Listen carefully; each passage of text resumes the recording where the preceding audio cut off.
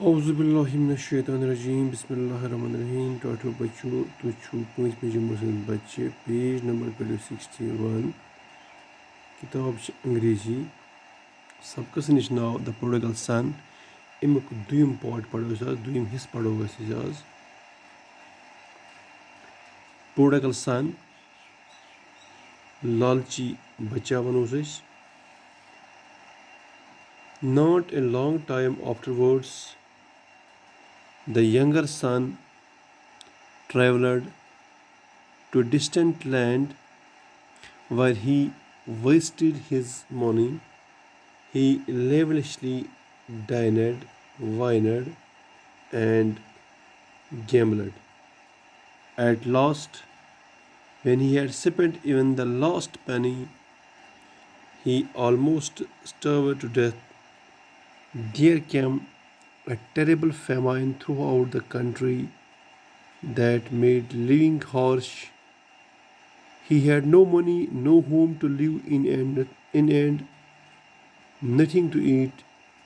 He badly needed a job, so he went and hired himself to one of the inhabitants of the country, who sent him on to his fields to feed animals. He longed to make a meal of the pods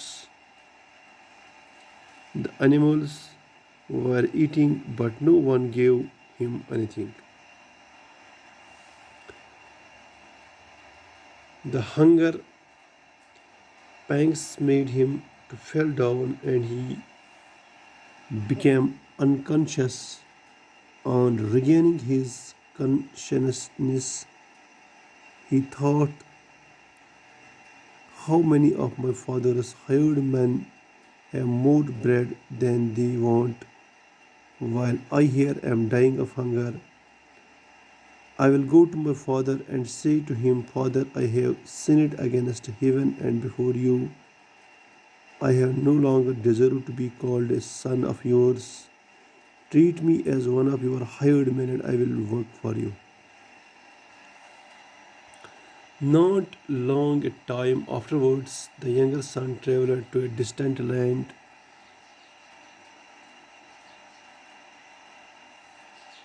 Gobrio oto poras lesson.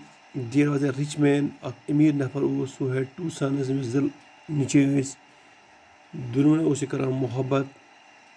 The elder son had hardworking.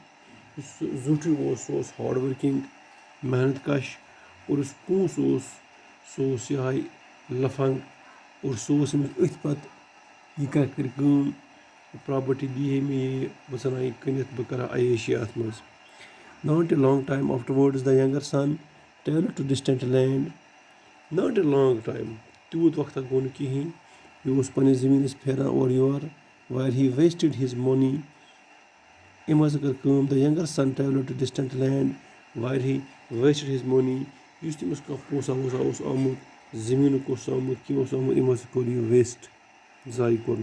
He lavishly dined, अम खो सिर्फ खो lavishly dined, wined शराबस चोनस, gambled jar त गिंदनस. At last आखिरकार when he had spent even the last penny, last penny मतलब आखिरी पोस when he at last when he had spent even the last penny, तमाम पोस कर खर्च कि लास्ट पेनी गई लास्ट रुपये तक कर खर्च. He almost starved to death. वो वोत मरने की दहानी पे पहुंच गए. वो तो मरनस तैयारी गई मरनस. There came almost starved to death.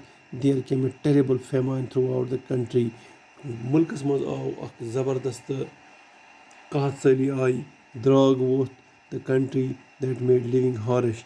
इत कर वनस चलान सैनिस मुल्कस मज अत मे हिंदुस्तान तवन सोन बकी मुल्क तवन वनस चलान कोविड पैंडमिक चलान और अम सत गई लूकन ज़बरदस्त इकोनॉमिकली गई ज़बरदस्त मतलब पस्त गई कम गई गरीब गई.